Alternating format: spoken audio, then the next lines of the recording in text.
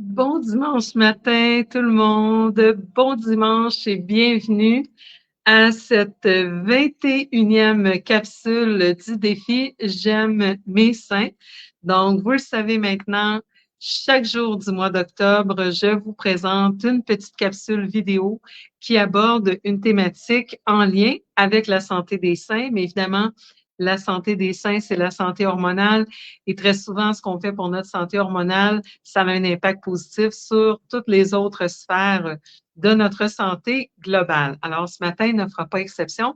On va rentrer dans un bloc de 3 journées consécutives où je vais vous parler de la question des tests, parce qu'en réalité, on a parlé beaucoup depuis le début du défi de moyens d'optimiser notre équilibre hormonal, soit en consommant des substances qui vont favoriser l'excrétion des estrogènes qui ont été donc utilisés dans notre corps, ou le cas échéant, s'assurer qu'on a les substances, les cofacteurs qui nous permettent de faire cela correctement et aussi d'éviter les substances qui vont surcharger notre foie dans les voies métaboliques qui nous permettent justement d'éliminer les estrogènes usés, des substances comme par exemple l'alcool. Alors, évidemment, pour savoir où on en est exactement du point de vue de l'équilibre hormonal, eh bien, oui, il y a plein de questionnaires qu'on peut faire. Il y a des listes de symptômes qui peuvent nous orienter un peu, mais ultimement, pour avoir des taux précis, il faut tester.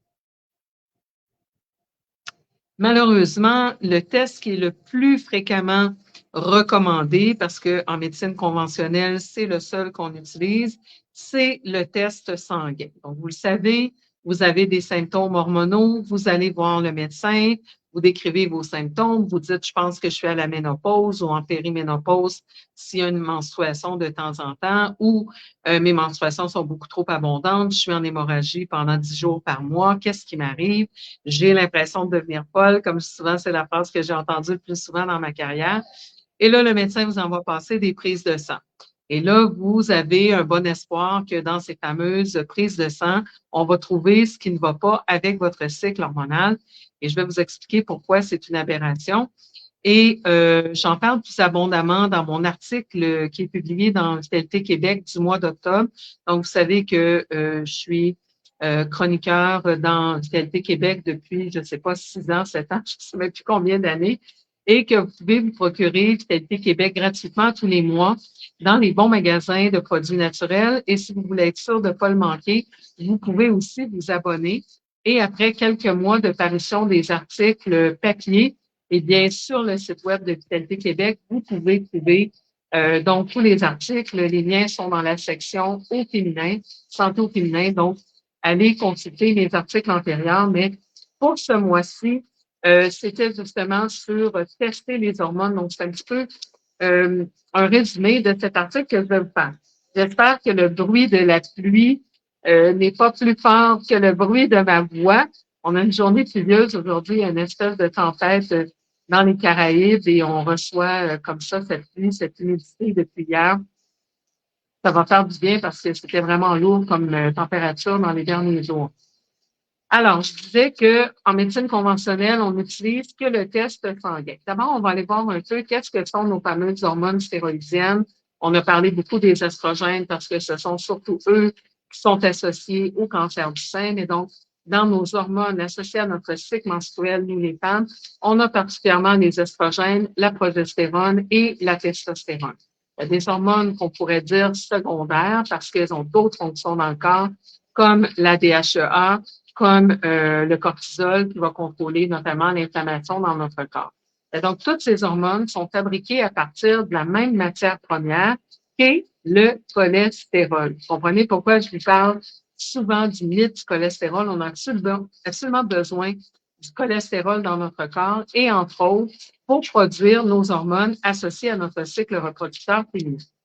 Donc, déjà, on a les estrogènes, mais on a la progestérone aussi qui est très importante, qui va opposer l'action des estrogènes. L'estrogène et progestérone travaillent normalement en équilibre. Les estrogènes ont un effet proliférateur. Vous savez, quand on commence à être menstrué, à l'adolescence, on développe les seins, les hanches, le tissu adipeux et tout ça, alors que la progestérone vient freiner l'action des estrogènes. Donc, c'est très important que les deux hormones soient en équilibre dans notre corps. Malheureusement, ce qui va arriver, c'est que dans l'environnement, on va être exposé à beaucoup d'estrogènes, des substances qui proviennent, par exemple, des matières plastiques. Et on va parler dans ce cas-là de xénostrogènes, donc d'estrogènes qui proviennent de l'extérieur.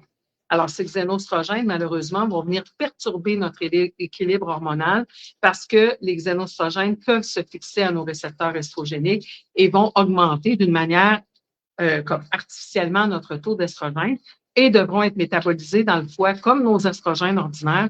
Donc, ça l'ajoute à la surcharge et c'est pour ça que ces xénostrogènes en provenance de l'environnement ont une action cancérigène quand même assez importante. Donc, on est exposé à ces xénostrogènes. On a des estrogènes qui proviennent des plantes aussi ces estrogènes, on en a parlé, les phytoestrogènes ont un effet protecteur, mais donc vont aussi occuper nos récepteurs à estrogènes, donc leurrer le corps à lui faire croire qu'il a plus d'estrogènes qu'en réalité il en a, mais en ayant un effet protecteur. Et on trouve aussi des estrogènes dans les animaux si on consomme de la viande, d'élevage commercial et tout ça. Donc, on augmente d'une manière artificiellement notre taux d'estrogène. Mais la même situation n'existe pas au niveau de la progestérone. Il n'y a pas de substance dans l'environnement qui agissent comme la progestérone. Donc, déjà, on se ramasse en déséquilibre en faveur des estrogènes. Ce qui vient aggraver cette situation, c'est que plus on avance vers la ménopause, en réalité, dès l'âge de 30 ans, il y a des mois où on n'aura pas d'ovulation. On va avoir une menstruation quand même, mais il n'y a pas eu d'ovulation. Et c'est l'ovule qui est non fécondé, qui va devenir le corps jaune ou corpus luteum, qui va fournir la progestérone dans le corps. Donc, vous imaginez, vous avez un cycle menstruel et vous n'avez pas eu de progestérone de produite parce que pas d'ovulation, mais vous continuez à avoir des estrogènes de produite. Donc, ça accentue encore une fois le déséquilibre en faveur des estrogènes et le manque de progestérone pour venir opposer tout ça. Donc, les estrogènes vont proliférer de manière exagérée, ce qui va faire que l'endomètre à l'intérieur de l'utérus va s'épaissir. On va avoir une menstruation très abondante, un cycle plus court et tous les fameux désagréments qu'on associe en réalité au déséquilibre hormonal et à la préménopause sont associés à cette dominance estrogénique. Donc, trop d'estrogène par rapport à la progestérone. Mais quand on fait une prise de sang, par exemple, on ne verra pas qu'il y a un excès au-delà de la normale d'estrogène parce que ce n'est pas un excès réel d'estrogène, c'est un excès relatif, donc en comparaison à la progestérone. Et ce qui arrive, c'est que dans les prises de sang, on ne voit qu'une infime partie des hormones. Alors, c'est trop peu et les écarts qui sont donnés par les laboratoires sont trop larges pour qu'on puisse voir le déséquilibre. Comprenez-vous comment c'est problématique? Et en plus de ça, c'est que les estrogènes, en réalité, sont une famille d'hormones. Les plus communes, les plus connues sont l'estradiol, l'estrone et l'estriol. Donc, au niveau sanguin, on ne teste que l'estradiol. Donc, on ne teste pas les autres formes. Et non seulement on ne teste que l'estradiol, mais ce qu'on va voir apparaître dans la prise de sang, c'est seulement 2,21 de l'estradiol. Pourquoi? Tout simplement parce que des hormones, c'est liposoluble, ce n'est pas hydrosoluble, donc on ne les retrouve pas qui se promènent toutes seules comme ça dans notre sang. Les hormones sont liées à un transporteur, à une protéine qui les transporte. En anglais, on l'appelle le Sex Hormone Binding Globulin ou SHBG. Donc, ce qu'on voit au niveau sanguin, c'est une infime partie des hormones parce qu'elles sont liées et ce n'est pas le tableau réel. Ça ne nous donne pas réellement l'indication de ce qui se passe au niveau hormonal. Donc, non seulement on teste juste les estradiol, on en voit juste une petite partie parce que le sang, ce n'est pas le bon médium pour tester. Et en réalité, les écarts types sont beaucoup trop larges pour qu'on nous parle de cette notion de déséquilibre. Alors, un test sanguin au niveau de nos hormones, ça ne sert absolument à rien. Donc, les femmes repartent de chez le médecin, se font dire que tout est normal, alors qu'en réalité, tout n'est pas normal. Mais le test qu'on a pris pour tester les hormones ne peut pas refléter le déséquilibre hormonal pour les raisons que je vous ai citées. Alors, qu'est-ce qu'on va faire? Eh bien, il existe des tests qu'on utilise en médecine fonctionnelle pour tester les hormones, par exemple, au niveau salivaire ou au niveau urinaire. Au niveau urinaire, il y a une technique, il y a deux, on peut tester la collecte d'urine sur 24 heures, mais on peut aussi faire une collecte d'urine sèche qui est beaucoup plus stable, beaucoup plus simple à utiliser. Et ce qui est très intéressant, c'est qu'au lieu de tester juste l'hormone mère, ça va tester tous les métabolites en voie de transformation. Donc, ça va nous dire en réalité si le foie est efficace à métaboliser ou à neutraliser nos estrogènes et c'est ça qui va réellement nous parler de notre risque de cancer du sein par rapport aux estrogènes. Évidemment, il y a plein de facteurs, on en a vu déjà pendant 21 jours, de ces facteurs qui peuvent occasionner le cancer du sein. Mais si on voit qu'on est prédisposé à mal neutraliser la détoxification de nos estrogènes, eh bien ça va être un facteur de risque très, très, très important. Mais malheureusement, ce n'est pas la prise de sang conventionnelle qui va pouvoir nous le démontrer. Alors, moi, ce que je trouve horrible par rapport à ça, c'est que on se sent en état de déséquilibre. Donc, la femme arrive chez le médecin en disant « ça va vraiment pas avec mes hormones, je pleure toute la semaine avant mes menstruations, je suis menstruée 10 jours de temps, je suis dysfonctionnelle. » Et elle repart du médecin en se faisant dire « mais non, tes hormones sont normales, mais comme tu te sens pas bien, on va te prescrire un antidépresseur. » Et ça, c'est un scénario que je vois pratiquement tous les jours dans ma pratique clinique, alors qu'en réalité, si on utilise les bons tests, on peut aller valider que la situation n'est pas du tout équilibrée au niveau hormonal, mais la prise de sang va démontrer seulement l'estradiol et seulement à 2,21 %. Donc, on ne peut pas avoir un tableau clinique réaliste. Et ça donne toutes sortes de scénarios un peu abracadabrants. J'ai une amie qui me parlait tout à l'heure par rapport à un fibrome utérin et de l'éventualité d'opérer ce fibrome. J'ai dit, bon, d'abord, es-tu au courant qu'on peut drainer les estrogènes en excès et rétablir l'équilibre hormonal? Et très souvent, le fibrome ou va rapetisser ou va devenir pratiquement insignifiant et on va vivre avec comme ça tranquillement. D'ailleurs, la plupart des fibromes et des kystes, quand on arrive à la ménopause, c'est ce qui va se passer naturellement. Pourquoi? Parce qu'à la ménopause, on va cesser de produire autant d'estrogène et l'équilibre estrogène-progestérone sera un peu plus normal. Et donc, dans cette période qui précède la ménopause, il y a très souvent cet état de dominance estrogénique parce que justement, on est exposé à plein de facteurs. Les estrogènes aussi sont stockés dans notre tissu adipeux. Donc, si on est un petit peu en surpoids, il va y avoir une production exagérée d'estrogène encore à ce niveau-là. Et dès qu'au niveau du foie, si on n'a pas assez de complexe B, comme on en a parlé, si on a un intestin poreux, si on n'a pas des bonnes bactéries en place, si on n'a pas assez de fibres dans l'alimentation, eh bien, on va recycler ces estrogènes qui sont déjà en excès. Et donc, si on fait enlever un fibrome, le fibrome ou le kyste au sein, ou tout ce qui va se passer dans ces déséquilibres hormonaux, c'est en réalité des tentatives du corps d'aller sortir les toxines, donc ces excès d'estrogène de notre sang, et de les mettre dans des petits sacs à vidange que nous, on appelle des kystes ou des fibromes. Mais si on enlève le sac à vidange, mais qu'on continue de produire autant de vidange, vous comprenez bien que le corps n'aura d'autre choix que de produire un nouveau sac à vidange. Et qu'est-ce qu'il va faire? S'il est habitué qu'il dépose les vidanges au chemin, le chemin étant notre sein gauche, par exemple, eh bien, le fait d'enlever la vidange, si on continue avec la même production, eh bien, on va tout simplement produire un autre sac et on va aller le ramener à la même place parce que le corps fonctionne par la loi de conservation d'énergie. Donc, s'il avait déjà l'habitude d'éliminer l'excès d'estrogène dans le sein, il va continuer à éliminer l'excès d'estrogène dans le sein. Et s'il y a une ablation, par exemple, une double mastectomie, eh bien, le corps devra trouver un autre endroit pour aller déposer les vidanges.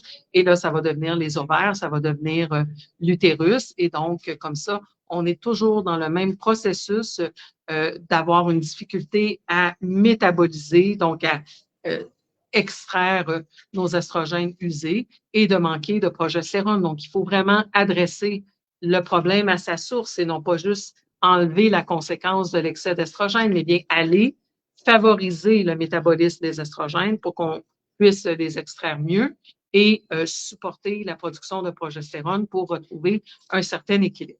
Donc, encore une fois, tout ça est pertinent au niveau de la santé de nos seins parce que si on vit toujours dans cette situation de dominance estrogénique, comme je l'ai dit, le corps devra trouver des endroits pour aller porter ses sacs de vidange et donc ça nous prédispose à un risque d'avoir des masses, des kystes au sein, éventuellement qui peuvent devenir cancéreux. Donc, c'est très pertinent d'évaluer notre taux d'hormones, mais encore faut-il le faire de la bonne façon.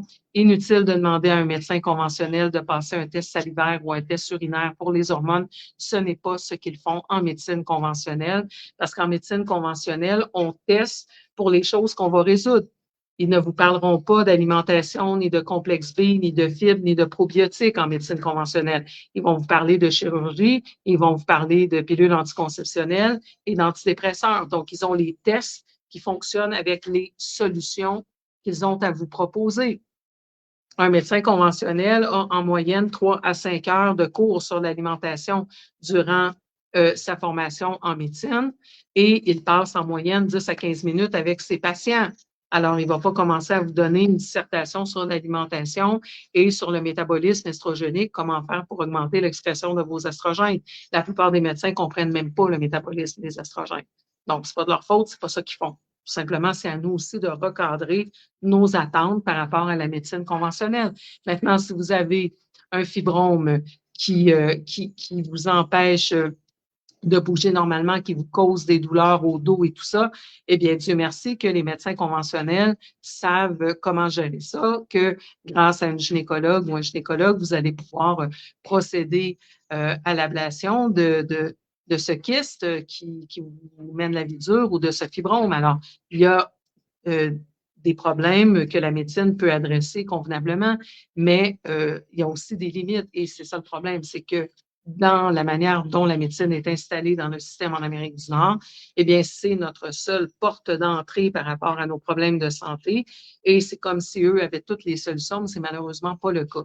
La médecine conventionnelle, pour tout ce qui est déséquilibre hormonal, pour tout ce qui est réelle prévention, ce n'est pas la bonne porte. Par exemple, la prévention en médecine conventionnelle en matière de santé des seins, c'est une mammographie annuelle. Je vais vous parler de la mammographie dans les 2 prochains jours. Et donc, et je vous ferai carrément un santé sans censure sur la question des mammographies. La mammographie va détecter un processus de cancérisation. Donc, on n'est pas dans la prévention, on est devant le fait accompli.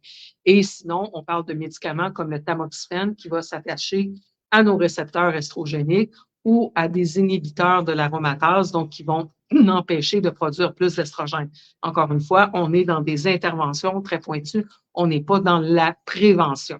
La prévention, ça se fait grâce à la gestion de notre alimentation, de notre mode de vie, d'avoir les bonnes vitamines, les bons minéraux pour assurer qu'on est capable au niveau de notre foie de transformer efficacement nos estrogènes et ensuite de les éliminer de manière efficace dans notre intestin grâce à un microbiote en bonne santé, grâce au fait d'enlever des substances comme le gluten qui vont rendre notre intestin poreux, grâce à l'ajout de fibres qui vont séquestrer les estrogènes et les sortir vers l'extérieur, de boire notre eau, de bouger, de gérer notre stress. C'est les choses qu'on doit réellement faire en prévention, si c'est de prévention dont il est question.